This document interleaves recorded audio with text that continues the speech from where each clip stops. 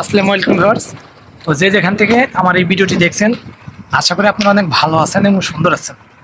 তো যারা আমার চ্যানেলে রেগুলারলি কমেন্ট করেন, আমি এখন দেখছি যে বিভিন্ন সবচেয়ে বেশি একটা কমেন্ট পড়ছে যে ভাই আমি জর্ডানে যেতে চাই ফ্রি ভিসায়, বা আমি আদার্স অন্য কোনো দেশে যেতে চাই ফ্রি ভিসায়, তাও নতুন অবস্থাতে যাওয়া কি আমার ঠিক হবে কিনা।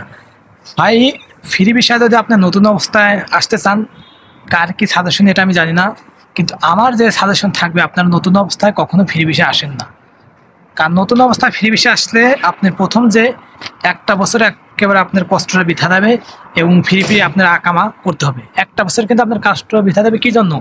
ধরেন আপনি যখন আসবেন, সে দেশের ভাষা, আপনি যে কোনো দেশে যান, বাংলাদেশ ছাড়া কিন্তু অন্য দেশে বাংলা ভাষা এতটা চলে না, কলকাতা হালকা পাতলা চলে। তো আমরা যেহেতু বাঙালি, আমরা তো কলকাতা অবশ্যই যাবো না, আমরা হয়তো মধ্যপ্রাচ্যে বা ইউরোপ যে কোনো দেশে যাব। তাহলে সে দেশে গেলে পারে আমার ফার্স্টে বলি সে দেশের নিয়মকানুন এবং ভাষা জানতে আমার মিনিমাম, যদি যতই স্মার্ট হন না কেন, আপনার মিনিমাম 6 মাস 1 বছর লাগবেই। আর এরপরে আপনি সেই এলাকায় কোন এলাকায় আপনার কাজ বেশি পাওয়া যায় এটা সন্ধান আপনার করতে হবে।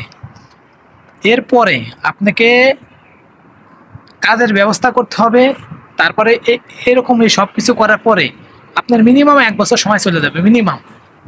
আর এই 1 বছর সময়ে ফ্রি ভিসা কিন্তু আপনার, যেমন আমরা কোম্পানি ভিসার থেকে ফ্রি ভিসার অনেক দাম বেশি এবং খরচ বেশি। আমাদের কোম্পানি ভিসায় সব কিছু আমাদের কোম্পানি আকামা করে দেয়, কিন্তু ফ্রি ভিসায় সব কিছু নিজের করতে হয়। আপনি 1 বছর দেখা যায় যে টাকা ইনকাম করলেন, পুরো টাকাই দেখা যাচ্ছে 1 বছর পর আপনি আকামা বাবদ খরচা গেল। এদিকে বাংলাদেশ থেকে 4-5 লাখ টাকা খরচা করে আসলেন, আসার পর 1 বছর যা পরিশ্রম করলেন পুরোটাই আপনার আকামা বাবদ খরচা গেল, তখন আপনি কিন্তু সে অসহায় অবস্থা আসলেন। এই জন্য আমি ফার্স্টে বলে আপনি প্রথম অবস্থায় যে কোনো একটা দেশ সিলেক্ট করে নেন, যে দেশটা বাংলাদেশে অ্যাভেলেবেল যায় এবং দেশের কাজের পর্যাপ্ত সুযোগ আছে এবং নিরাপত্তা আছে, এরকম একটা দেশ সিলেক্ট করে আপনি কোম্পানি বিষয়ে যান। মিনিমাম 3 থেকে 2 বছর থেকে আসেন, থাকার পর ওই দেশের ব্যবহার, ভাষা এবং কাজের সন্ধান বিভিন্ন জায়গায় আপনি আগের থেকে আপনি আইডিয়া থাকবে যে আমি ফ্রি ভিসায় কাজ করবো। সব কিছু এ টু জেড জানার পরে আপনি বাংলাদেশে ব্যাক করেন, ব্যাক করার পরে আবার যান কোম্পানিতে। যার পরে কোম্পানিকে আপনি বলেন যে আমি থাকবো না, আমি রিজাইন দিলাম। রিজাইন দেওয়ার পরে তখন আপনি দেশে আপনি ফ্রি ভিসা সিস্টেম করতে পারবেন। আপনার টাকাও এত লাগবে না, তখন হয়তো আপনার বাংলাদেশি টাকা 1-1.5 লাখ টাকা আপনি সব কিছু ম্যানেজ করতে পারবেন। আর প্রথম বাংলাদেশ থেকে যদি আপনি ফ্রি ভিসা আসেন, তাহলে কিন্তু ভাই 4-5 লক্ষ টাকা লেগে যাবে এবং ফ্রি ভিসা অনেক দেরিতে হয়। তারপরে আপনি আসা অবস্থায় যখন আপনি এই দেশে ভাষা জানবেন না, তখন কিন্তু আপনি কাজ পাবেন না। আর কারণ নাকি ভাই, অনেকেই লোক আছে যে আমি দেখছি যে ভাষা জানে কিন্তু তারা একটু বলর টাইপই, তারা কাজ পায় না। আর আমরা যারা নতুন, তারা যতই চালাক হই, আমাদের ভাষা শিখতে সময় লাগবে। আর তারা ভাষা পারে না, তাদের তো লোক ফ্রি ভিসা নিয়ে কাজ করালে কাজ করাবে না, করাবে কোন?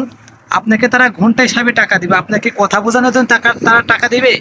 কথা বলার জন্য কিন্তু আপনাকে কেউ টাকা দিবে না। আপনি যদি 1.5 ঘন্টায় যে কাজ পারেন, আপনাকে ঠিক 1 ঘন্টার ভিতরে সেই কাজটা করতে হবে, তারা এরকম টার্গেটে আপনাকে কাজ দিবে। আপনারা যদি ভাবেন যে আপনাকে রুমে নিয়ে যে আপনাকে ভাষা শেখাবে, তাহলে না। হয়তো কি আপনি হালকা পাতলা ভাষা জানেন, তখন তারা সেটা ম্যানেজ করে নিতে পারে। কিন্তু আপনার যদি একদম নতুন অবস্থান, কোনো কিছুর দাম জানেন না, কোনো কিছু নিয়ম জানেন না, কোনো জিনিসের সরানের নাম জানেন না, কোনো ভাষা বোঝেন না, তাহলে তো তারা তো আপনাকে টাকাই দিবেন, আপনার ঘরে আরও হ্যারাসমেন্ট করবে এবং যে কোম্পানির থেকে আপনাকে নেবে ফ্রি ভিসা, বা আপনি যেখান থেকে নেবে, জীবনেও তারা সেই এলাকা দিক তাকিয়ে দেখবে না। কারণ কি জানবে যে এলাকার নতুন লোক, এলাকার লোক নিয়ে গেলে নিজেরই একটা হয়রানি টেনশন যে কি না কি করে। এই জন্য আমি ফার্স্টে বলি, আপনারা যদি একটু চালাক টাইপের হয়, একটু বুদ্ধি খাটায় আসেন, তাহলে কিন্তু আপনার টাকাটা খরচ কম পড়বে এবং আপনারা কিছু টাকা বাংলাদেশে সেভ করতে পারবেন। প্রথম অবস্থায় আপনার কোম্পানি ভিসা আসেন, ফ্রি ভিসা আসার দরকার নেই। কোম্পানি ভিসা কয়েক বছর থাকার পরে তারপর আপনার ফ্রি ভিসা ট্রাই করেন, দেখুন ইনশাল্লাহ চলে আসতে পারবেন। তো আশা করি আপনার ভিডিওটি বুঝাইতে পারছি। তো এরপরে যদি কোনো কোশ্চেন থাকে আপনারা কমেন্ট করবেন, ইনশাল্লাহ আমি পরবর্তীতে যখন সময় পাবো আপনাদের কমেন্টের উত্তর দেওয়ার চেষ্টা করবো। তো ধন্যবাদ, পরবর্তী যত্ন